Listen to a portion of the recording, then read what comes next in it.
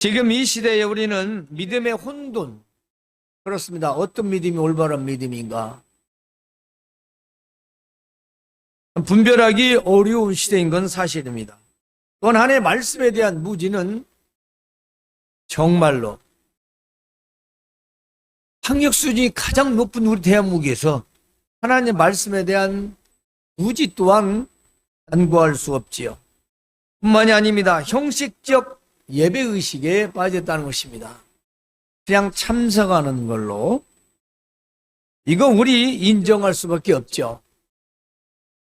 물론 사람의 생각으로는 어떤 시대적 그리고 여러 상황들 때문이라 이해할 수 있습니다. 그러나 사실 먼저는 교회 목회자들이 교회와 세상에 본이 되지 못했던 것입니다. 또 하나는 잘못 가르쳤거나 잘 가르쳤는데 순종하지 않은 바로 그런 결과라고 말할 수 있겠지요.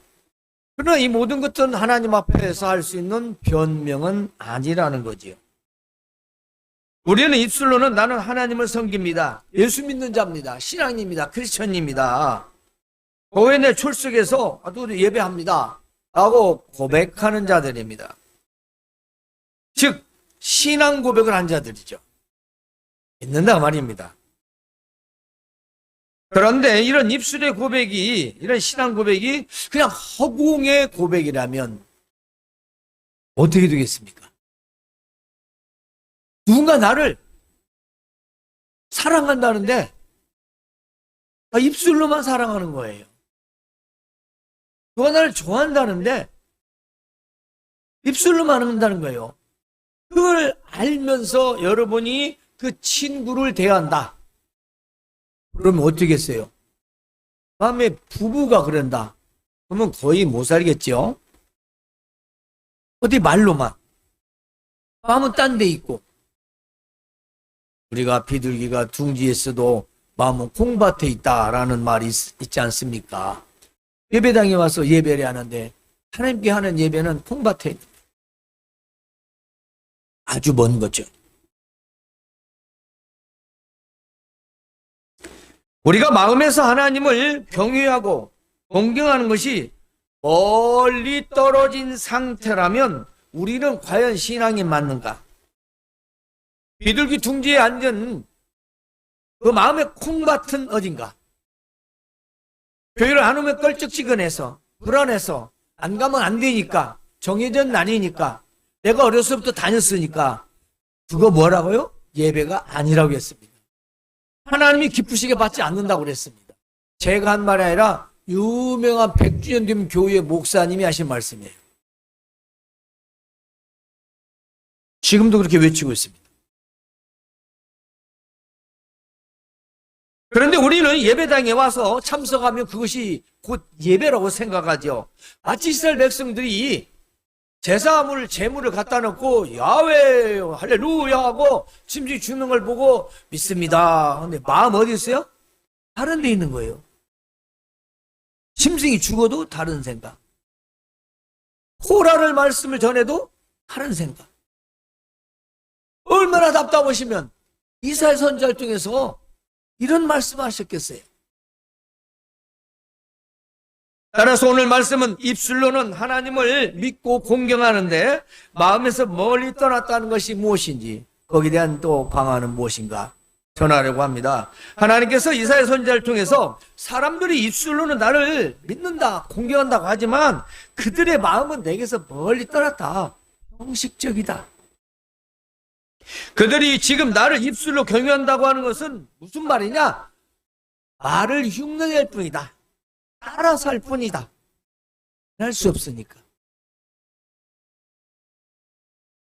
따라서 오늘 이 말씀은 우리가 예배와 삶 속에서 하나님을 얼마나 진심으로 내가 섬기고 있는지, 진심으로 믿고 있는지 돌아보게 하는 말씀이죠. 따라서 우리의 예배와 삶 속에서 진심으로 하나님을 예배하고 찾는 것은 매우 아주 굉장히 중요하다는 것입니다. 우리의 본질입니다. 그래서 오늘 우리는 세 가지로 이 말씀의 문제를 전하려고 하는데요. 그 첫 번째가 믿음의 혼돈이라는 것입니다. 헷갈린다라는 말을 쓰죠. 제가 좀 그래도 세상 쪽 표현했지만 중심이 없는 겁니다. 믿음의 혼돈. 그래서 이사야서 29장 9절에서 10절을 한번 띄워주시겠습니까? 자, 그 말씀 한번 읽어보실까요? 시작. 슬프다.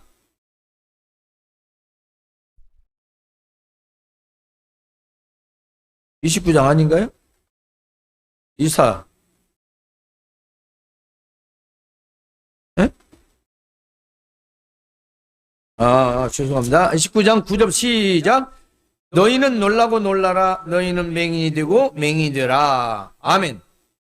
자, 오늘 말씀에 이 맹인이 되고 맹인이 되라는 말이 뭐일까요? 명령하시는 겁니다. 이스라엘 백성들에게 너희가 나를 가식적으로 섬기고 믿는다고 하니 너희는 보지 못하게 될 것이다. 맹이랑 해 보지 못한다는 거죠. 그럼 이게 진짜 눈 먼다는 얘기인가요? 아니죠. 이 말씀 의미가 영적 무감각 상태가 될 거라. 영적 무감각. 우리가 마취제를 맞으면 어떻게 됩니까? 무감각 상태가 돼요. 그래서 칼로 째도 몰라요. 안 아파요. 마취가 깨면은 알게 됩니다. 그 말은 우리가 하나님 말씀을 들어도 알지도 못하고 깨닫지도 못하고 그것도 괜찮아요. 세상에 나가서 이게 무엇인고, 이게 선인지 악인지 이걸 분별할 수가 없다는 거죠. 내가 잘하고 있는지 못하고 있는지 분별하지 않는다는 것입니다. 왜냐? 믿음의 혼돈이 왔어요. 무엇 때문에? 하나님께서 그렇게 눈을 감기게 하셨다라는 것입니다. 다시 한번 우리가 9절 10절을 한번 읽어보실게요. 자, 그들의 취함이 시작. 그들의 취함이 포도주로 말미암이 아니며 그들의 비틀거림이 독주로 말미암이 아니니 대저 여호와께서 깊이 잠들게 하는 영을 너희에게 부어주사 너희 눈을 감기셨음이니 그가 선지자들과 너희의 지도자인 선견자들을 덮으셨습니다. 선지자들 선견자들 말을 안 듣는다는 겁니다. 목사 말 안 듣는다는 거죠. 뭐로 눈을 감기신다는 것이다. 깊이 잠드는 영, 세상에서 죄인지 죄가 아닌지 모르고 그냥 세상 따라서 살게 놔두신다는 거예요. 어? 우리가 이 시대 지금 세대 탓할 것만은 아닌 것 같습니다. 이 시대는 진짜 영적 무감각 상태예요. 양심의 가책이 없습니다. 죄 짓는 거 보세요. 와, 하나님 내세우면서 어느 소리나 아무 말도 않고 죄 짓는 거나 다를 거 별로 없습니다. 약간 영향력만 더 큰 거죠. 그런데 왜 이처럼 기독교인들이 2030, 40 시대까지 다 교회 예배당을 떠나고 믿지 않는 하나한 성도들이었을까요? 믿음의 혼돈이에요. 그 첫 번째가 하나님 말씀이 바로 선포되지 못하고 바로 전했으나 듣지 않았고 세상을 탓하고 세상을 따라갔던 교회를 탓했던 그들이 결국은 떠난 거죠. 여러분, 믿음의 혼돈이라는 것은 굉장히 심각한 얘기입니다.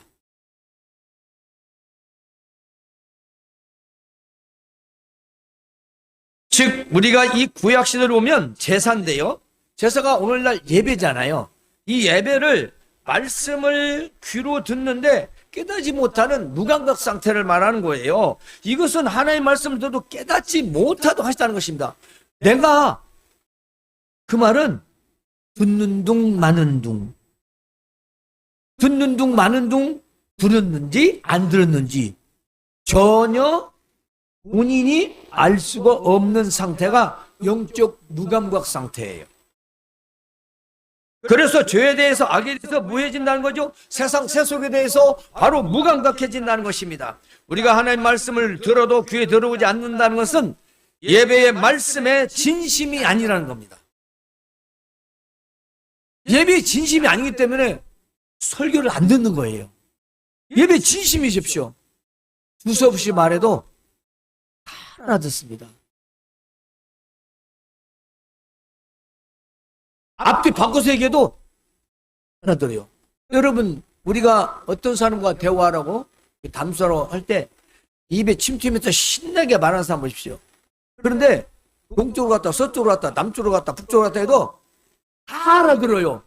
아까 그거 다 눈치채고 그냥 그 뭔가 몰입해가지고 상대방이 뒤로 갔다 앞으로 갔다 해도 그 말을 다 알아들어요. 제가 이렇게 동서남북 없이 말합니까? 영적 무감각 생태를 깨우쳐야 돼요. 좋은 거 아니에요. 절대 좋은 거 아닙니다.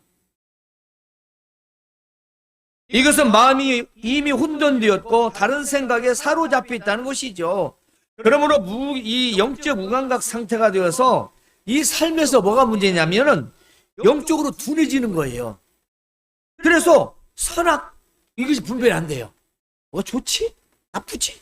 이게 하면 안 돼. 하면 돼. 요게 점점점 회박해지면서 뭐가 돼요? 자기중심적 신앙과 자기중심적 예배 생활이 된다는 것입니다. 이건 결국 어떻게 되죠? 죄악으로 달려가는 길이죠. 우리가 하나님의 말씀을 듣는데 깨닫지 못할 수는 있습니다. 따라서 영적인 혼돈에 대해 경고하며 하나님은 때때로 사람들의 영안, 그렇죠? 영안이라고 많이 들어봤죠? 영적 눈을 자네요. 눈을 감겨다 숨기신다 이 말이에요. 뭐가 있는데 안 보여. 그 말은 전에는 믿음이 있어. 믿음의 상태가 세상을 분별하고 딱 분별했는데 이게 안경 초점 안 맞는 거 마냥 흐릿해가지고 랄짱가 람짱가 락짱가 이게 잘 모르겠다는 얘기죠. 이게 긴가민가. 누구를 봐? 다른 사람, 잘된 사람, 성공한 사람, 그 사람 보는 거예요. 안경을 다시 고쳐서 쓰려고 하는 게 아니라 옆에 잘 배는 것만 보는 거죠. 왜? 이미 눈이 감겼습니다. 그래 분별이 안 돼요. 제 이 안경 새로 고쳤거든요. 9번 교정했어요. 근데 그게 그거 같긴 한데 무료니까 다비치에 가서 이렇게면 전에 쓰는 안경 차이가 있는 것 같은데 그래서 이 폭을 올렸어요. 위로 해주대 돋보기를. 왜냐면 이렇게 되니까 흐릿해 지금은 잘 되겠어요? 그렇지는 안 그런 것 같은데 흐릿하다. 분별할 수 없다는 것입니다. 여러분 이것은 굉장히 우리 삶에 아주 위험한 상황이 되는 거죠. 여러분 그래서 우리가 진정한 예배는 마음에서 비롯되어야 합니다. 신령과 진정, 영과 진리는 우리 중심 마음을 말하는 거예요. 바로 시간을 낭비하는 형식적 예배에 머물지 않아야 한다는 것입니다. 시간만 낭비하는 형식적 예배. 우린 열심히 헌금하고 예배했는데 뭐요? 재물 갖다 바치고 딴 생각하는 사람하고 똑같다는 얘기입니다. 뭔 의미가 있어요? 아무 의미가 없죠. 따라서 우리의 진정한 예배를 통해 삶에서 하나님의 말씀을 잘 듣고 깊이 새기는 것은 믿음의 혼돈을 예방할 수 있다는 것입니다. 결과적인 조치보다 예방이 최우선책 아닙니까? 싸고 잡고 이기는 것이 최상책이라고 했듯이 우리는 뭐가 터져가지고 내가 왜 그랬을까 하지 말고 미리 예방을 하는 거예요. 미리 예방. 제가 올해 냉커피 3번인가 먹었어요. 얼음 커피. 이 더울 때 다 뜨거운 커피 먹었습니다. 저도 과거 옛날에 장이 안 좋아서 찬 걸 한 번 먹고 하다가 한 2주, 3주씩 고생했던 것이 아직도 생각나니까 조금씩 먹는 거예요. 아무리 더워도. 누구는 시원한 거 먹으면 안 좋습니까? 다 좋지요. 뭡니까? 예방책입니다. 물론 뭐 죽는 건 아니죠. 요즘 뭐 우술도 좋고 고생 좀 하면 되는 거지만 우리가 가장 좋은 건 예방책이라는 것이요. 믿음의 혼돈을 예방할 수 있는 건 하나님의 말씀을 잘 듣고 새기는 것입니다. 두 번째로는요, 이 말씀에 우리는 무지하다는 것입니다. 12절 한번 보여주시겠습니까? 29장 11절 12절 시작. 그러므로 모든 계시가 너에게 공한책의 말처럼 되었으니 그것을 글 아는 자에게 주며 이르기를 그대에게 청하노니 이를 읽으라 하면 그가 대답하기를 그것이 봉해졌으니 나는 못 읽겠노라 할 것이요. 또 그 책을 글 모르는 자에게 주며 이르기를 그대에게 청하노니 이를 읽으라 하면 그가 대답하기를 나는 글을 모른다 할 것이라. 아멘. 자, 여기서 봉한책 이게 뭘까요? 한번 두루마리를 한번 보실까요? 자, 이 두루마리를 한번 이게 아주 첫 번째 오래된 거고요. 그 다음 치. 또 그 다음 치. 그 다음 치 마지막. 네. 이 제가 다 보여드리는데 가장 오래된 것부터 현대적으로 만드는 거 아닌데 이게 두루마리이기 때문에 묶어놓는 거예요. 근데 묶어놓는 것이 풀면 되죠? 아니요. 금기예요. 그건 풀 수가 없어요. 그거는 못 풀어서가 아니라 풀으면 안 돼요. 금기예요. 그렇기 때문에 봉안책이라는 건 그거 뭐 뜯어서 하나님께서 하지 말라 했기 때문에 그것은 곧 죽음이에요. 그래서 계시라고는 말을 묵시라고 하는데 이 하나님께 주신 이 글을 모르는 이 사람들에게 이 책을 사람들에게 줬습니다. 글 아는 자에게 줬더니 이건 내가 글을 아는데 이거 보지 말라고 그랬어. 그럴 것이고 또 글을 모르는 자에게 갖다 줬더니 나는 글 몰라. 뭔 말이겠어요? 할 것이라. 이것은 귀에 들어도 알 수 없는 게 아니라 아예 들을 수 없도록 하신다는 겁니다. 이스라엘 백성들이 하나님 앞에 불순종하고 하나님의 그 고경외함이 입술로만 했기 때문에 그들은 하나님이 떠나신다는 거지요. 하나님에서 멀리 떠나는 마음으로 예배를 한다면 우리는 말씀을 듣지 않음으로 인하여 하나님과 말씀에 대해 무지하게 됩니다. 그래서 하나님께서 그 영혼을 깊이 잠들게 하시고 영안을 눈을 감기게 하셔서 우리가 그 말씀을 듣고 이해를 해야 되는데 깨닫게 해야 되는데 듣지도 않고 들어도 모른다라는 것입니다.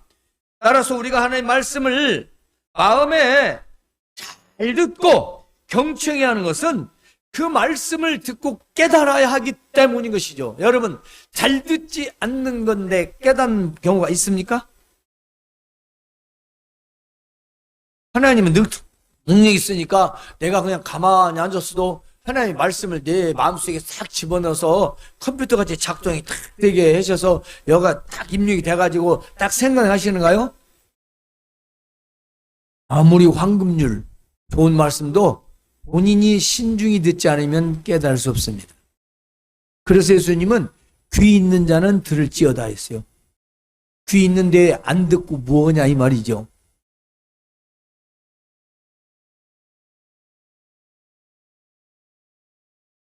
예배를 통하여 하나님의 말씀을 우리가 들을 때 나의 무지에서 깨닫게 되고 지혜롭게 되고 하나님과 가까운 사이가 되는 거죠.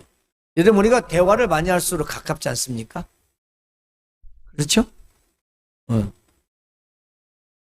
대화를 많이 하면 할수록 사람은 가까워져요.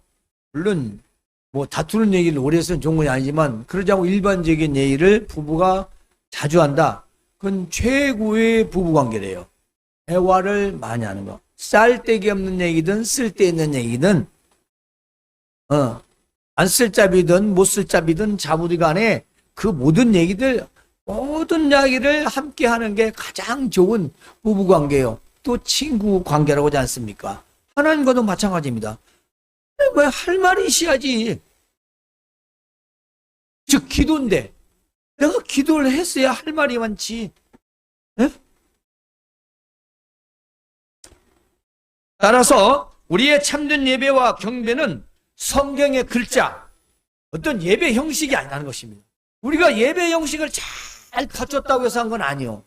그러나 예배 형식 왜 중요하냐?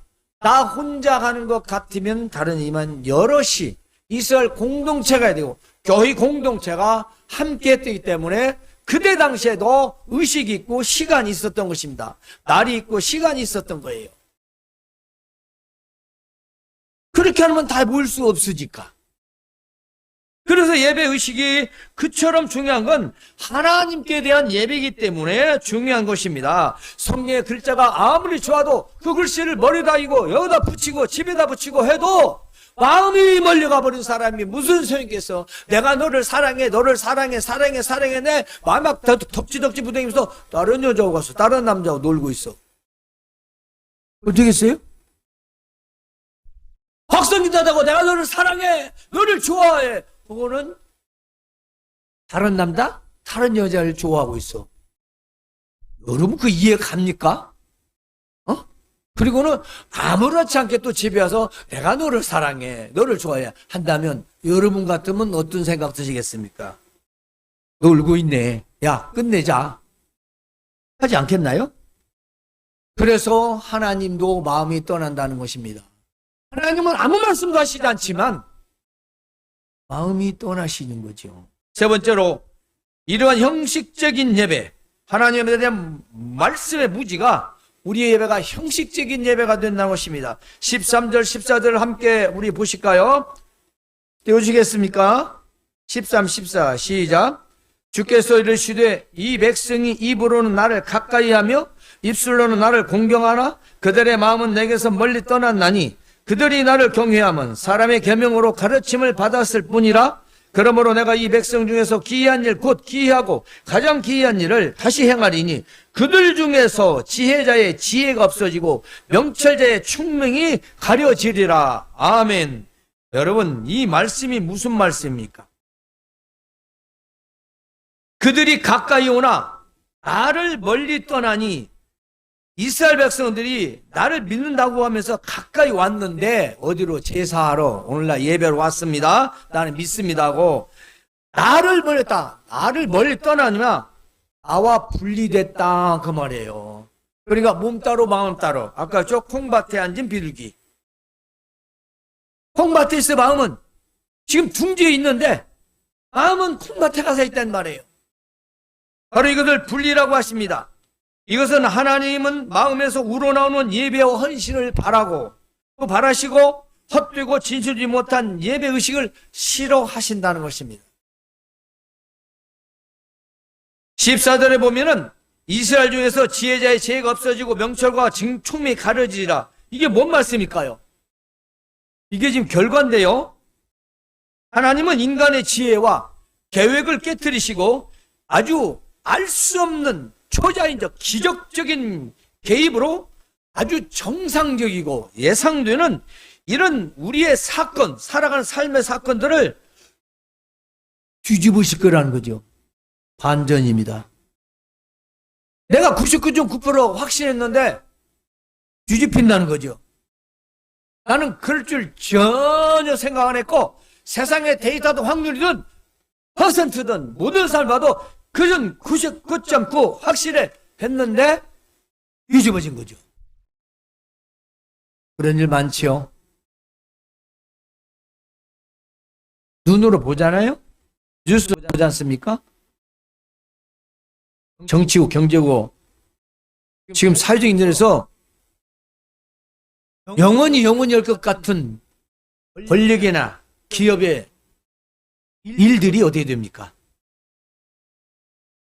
예상 가능한데 예상 가능한 걸 뒤집어 버려요. 그게 사람의 지혜자가 없어지고 명철과 총명이 가려지리라. 너희가 아무리 귀를 쓰고 머리를 쓰고 계획을 세워도 뭐라고요? 그건 뒤집는 건 나다. 너희가 이렇게 헛된 예배, 형식적인 예배, 내 마음에서 떠난 예배, 그런 형식적인 건 어떻게 돼? 나도 너를 떠날 것이다. 오늘 우리가 사람의 지혜와 생각과 판단으로 살지 말아야 할 가장 큰 이유가 여기 있는데요. 우리의 예배가 형식적이고 종교적으로 한다면 이것은 이미 하나님과 멀리 떨어진 관계입니다. 이러한 예배 생활은 나의 삶과 직접 관계가 있는 것이죠. 따라서 나의 삶에서 하나님을 공경하지 않으면 사람의 노력과 계획으로 세운 예상 확실한 결과는 하나님의 간섭으로 뒤집어진다는 것입니다. 우리는 그걸 꼭 알아야 돼요. 아무리 발달해도, 아무리 내가 잘 먹고 잘 살아도, 내가 아무리 노력해도 그 노력의 결과를 주관하시는 분은 하나님이신 것입니다. 우리가 너무나 세상적으로 그 기준을 가지고 살아가면은 지금은 괜찮은 것 같죠. 다들 그렇게 사니까 여러분 다 살았습니까? 쉬운 일 아니에요. 그리고 하나님이 살아계시지 않으면 제가 이 나이에 왜 이러겠습니까? 돈이라도 벌지. 그런 생각 안 드세요? 제가 왜 이 나이에 그러겠어요? 맡겨준 사명이니까 끝까지 감당하겠지만 또 감당해야 되고, 그냥 일반적으로 말하는 거예요. 일반적으로. 우리가 한번 깊이 생각해봐야 돼요. 하나님 살아계시니까 우리가 형식적인 의식이나 예배가 아니라 신령과 진정한 예배, 영과 진리로 예배를 해야만이 그 예배가 참된 예배가 되는 것입니다. 즉 하나님과 분리된 예배, 즉 형식적인 예배와 삶의 가능한, 예상 가능한 결과의 반전은 반드시 있다는 것입니다. 그러므로 또 우리가 뒤집어 생각하면 너무 힘들어. 우리가 신앙생활 하는데 힘들어. 너무 힘들어. 예배 시간 지키기도 힘들고 우리가 교회 봉사도 힘들어. 믿음을 지키고 하면 내가 생각하지 못한 일들의 반전이 있다라는 것입니다. 우리 삶에서 기적 같은 일들이 하나님은 하신다는 거예요. 우리는 그걸 바라고 믿고 사는 건 아니지만 하나님은 어느 쪽이든 반전하시되 우리를 좋은 쪽으로 가도록 하신다는 것입니다. 한쪽은 깨닫게 하시려고, 하나는 더 잘되게 하시려고, 하나님은 얼마든지 가능하신 분 아닙니까? 전능자이시죠. 그러므로 우리의 예배가 참되어야 하는 것입니다. 즉 우리의 입술이 하나님을 공경하고 찬양할지라도 마음은 멀리 있을 수 있습니다. 하나님은 바로 외식적인 그런 형식적인 경배와 예배보다 마음으로부터 우러나오는 진정한 예배와 경배를 원하십니다. 그러므로 우리는 참된 예배를 통해서 하나님 마음을 다해, 하나님께 우리가 마음을 다해 진심으로 예배하는 것이죠. 제가 말입니다, 찬송가를 부르잖아요. 찬송가를 부르다가 절수를 까먹어요. 여러분 그때 생각하십니까? 반주도 안 할 거예요. 목사님 지금 3절이 한 4절이 아니고 3절이네? 3절 2절인데 여러분 권사님도 아마 알으실 거예요. 정신이 딴 데에 쓴 거예요. 100%. 내가 정신이 다른 데 있다고. 왜 안 오지? 어디 갔지? 이런 생각이 잠깐 때 내가 3절 했나? 4절 했나? 그냥 입이 열어졌으니까 목사가 찬송을 하고 있는 거예요. 그냥 장절을 까먹는 거예요. 이게 어디 저뿐이겠습니까?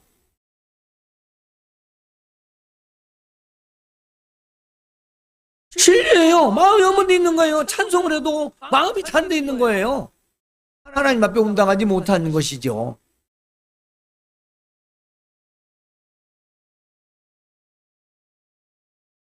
우리의 신앙과 고백, 하나님을 향한 마음이 입술로만 그치는 삶은 기뻐하지 않으신다는 것입니다. 이것은 입술로 하나님을 공경하지만 마음은 분리된 상태이기 때문입니다. 따라서 우리는 명심해야 할 세 가지를 우리는 수정해야 할 것입니다. 바로 그건 뭡니까? 믿음의 혼돈, 말씀의 무지, 형식인 예배. 우리 이걸 지금 수정해야 돼요. 수정하지 않으면 우리 미래 보장이 없습니다. 그럼 분명히 말씀드렸어요. 이걸 수정하자면 여러분의 계획도 허사합니다.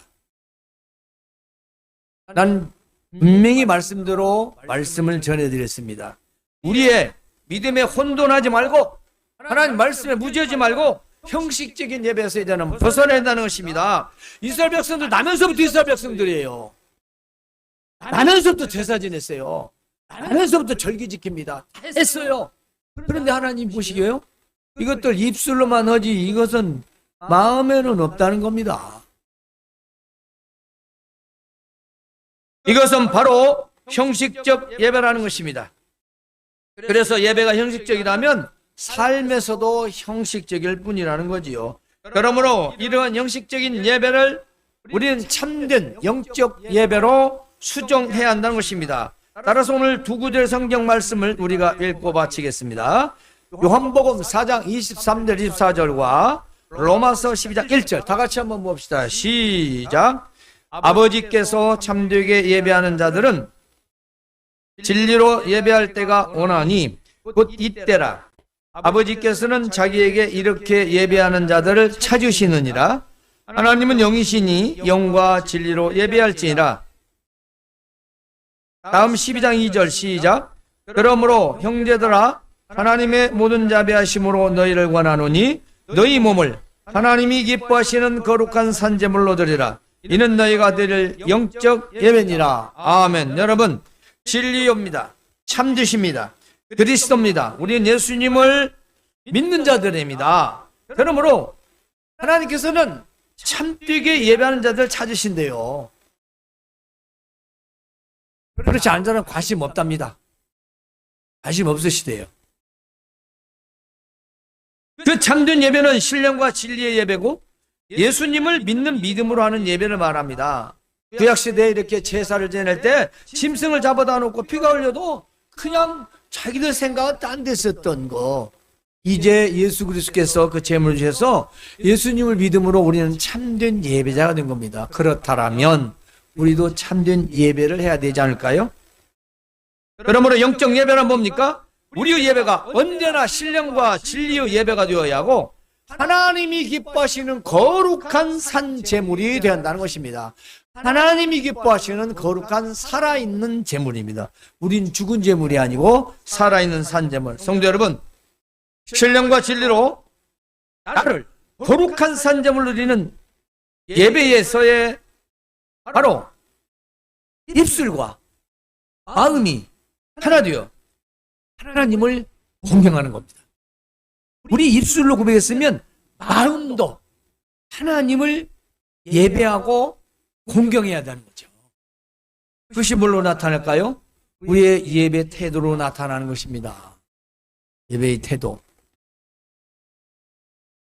이제 입술의 고백과 마음이 하나 되어 하나님을 공경하는 예배자가 되기를 주님의 이름으로 권면합니다. 하나님